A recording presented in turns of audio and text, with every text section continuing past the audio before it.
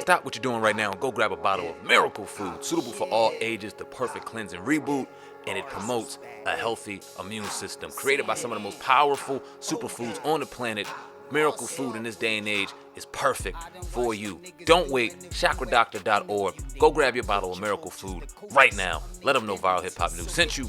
Let's go. To a whole nother standard, even with the Bill Cosby. Am I saying what he did was right, wrong, or indifferent? I'm not saying that. What I'm saying is that those people were consensual at the time. Bill was very powerful. And I'm not saying it was right or wrong or anything, but what I am saying is that if he were white, would have come out differently? Would he be in jail if that was a white person who had done the things that they allegedly said Bill did? I'm just saying. Mm-hmm. Good point. Yeah, I was asking my next question for you. I was going to ask you about Bill Cosby.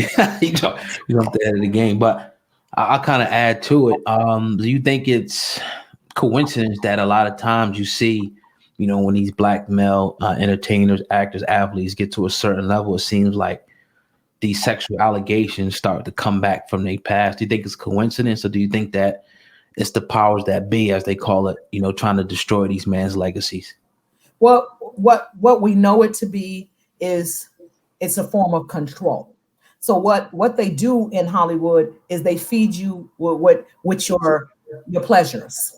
You like little boys, we're gonna give you all the little boys you want. You like a lot of cocaine, you want crystal meth, you want this, you like young girls, you like to do this and that. We're gonna give it to you all. We're gonna give everything that you like and do it in secret. And we're gonna keep your secret until you discover that I don't want to do this anymore. I want to clean myself up. I don't want to do this and stuff. Oh no, we own you, nigga. You're gonna do what we say do until we tell you not to do it. And if you rebel against us, we're going to bring out all of your deep, dark secrets, and then we're going to ruin you.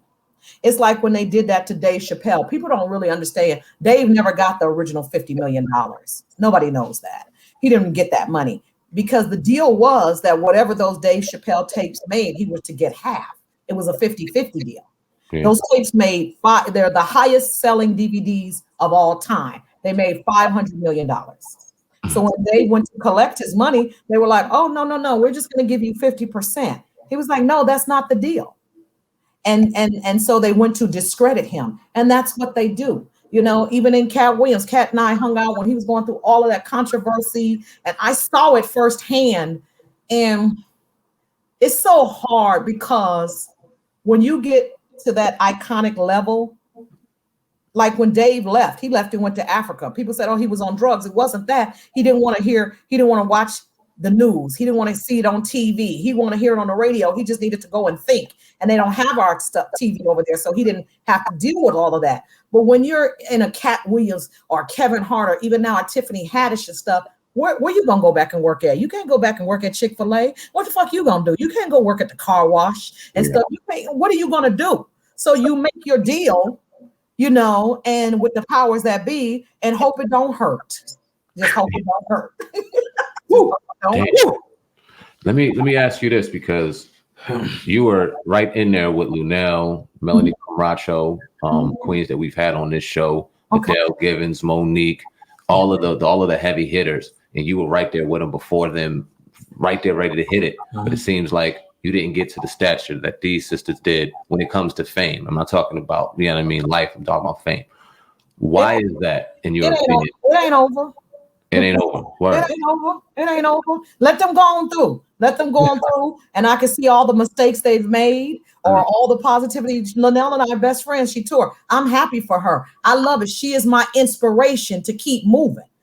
She's a lot older than me. Not a lot. Oh, she's going to kill me. But she's older than me. But my thing is that she inspires me to keep moving, to keep going, to know that I can get there because she's getting there. So I don't look at it like I haven't made it. I look at it sometimes no doesn't mean no you forever. It just means no, not you right now. That's all it means. And then I took myself out of the business for about almost 7 years because I moved to Texas, in Dallas, Texas in 2004 to do radio. And I was on the radio for about 3 years. I still be on the radio because I was great. We were great on the radio. We took the station from a 0.09 to a 2.4 in less than 2 years. And that is unheard of in radio. We just got caught up in the syndication thing between Steve and Ricky and Tom at the time. And the owner just wanted a bigger name. And he really wanted Steve Harvey on the station. And that's the only thing. We hadn't done nothing wrong. We had an amazing show, and they just did that, and we just got caught up in that. So, and then I understand I was married. I'm trying to be normal and have a life and a husband.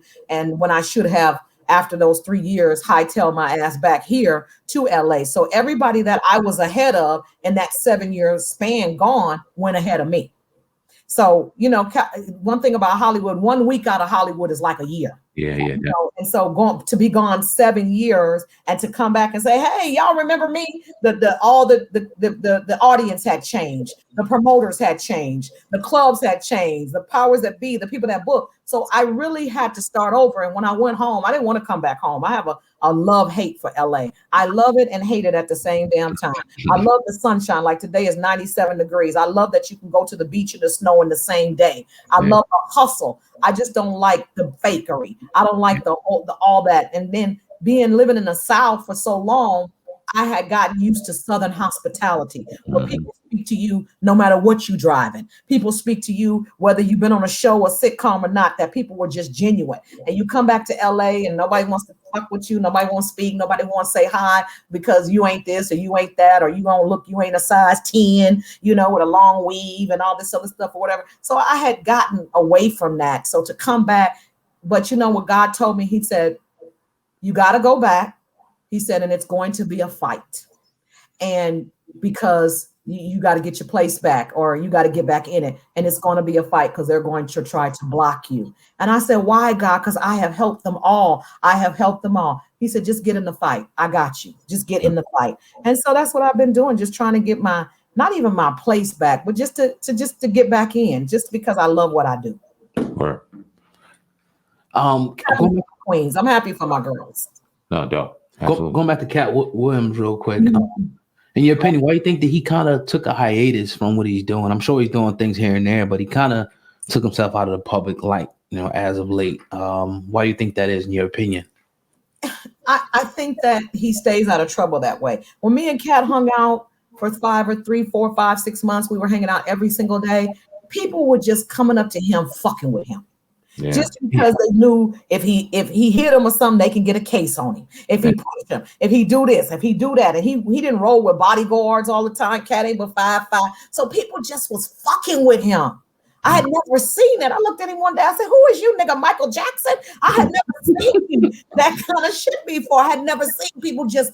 Because we knew each other before, you know, he's Cat in the Hat and struggling and stuff. So, you know, that's how I see my peers and my friends and stuff. I know they big stars and stuff, but I just see them as my friends and my coworkers, right? Or whatever. And so I was like, and then I was like, I can't hang out with you no more. This shit is too much for me. And that's when I was like, do I really want it? I don't know if I want it, guys. Yeah. I don't know if I want it. I used to want it, you know, really bad. But after I seen it, I don't know if I can't be able to go into the Waffle House. And I love the Waffle House and stuff. I don't know if I want to not be able to go to the store because I'm a loner. So I'm always pretty much by myself. I don't have an entourage or anything like that. So I want to be able to go to Dollar Tree and be able to buy shit. Nobody be like, that's whole flow. What the fuck she doing in Dollar Tree? It's like shit for $1, like the rest of the motherfuckers and stuff. So I just, you know, so that kind of stuff. So I used to want it. And then after I seen friends get it, and the other thing is, it's not getting to the top. I think Denzel said this. It's not getting there. It's staying there. It's sustaining that career. It's sustaining that. You know, it's just, and I just don't know if I want it anymore. I'm tired now. If I meet a nice young man from the church and we can, you know, he can sing in the choir and we get married. Man, this is Sam Ant, CEO of Viral Hip Hop News. Listen, I appreciate each and every one of y'all who are going to check out this documentary. Shout out to my man Lonnie Fresh. Do me a favor, go to YouTube right now. Go subscribe to Viral.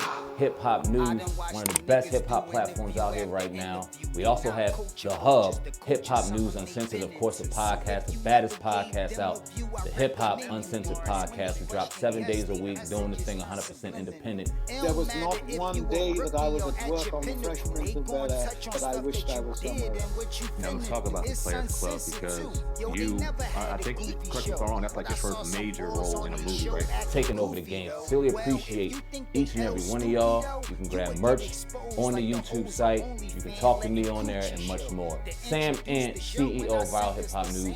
Appreciate each and every one of y'all.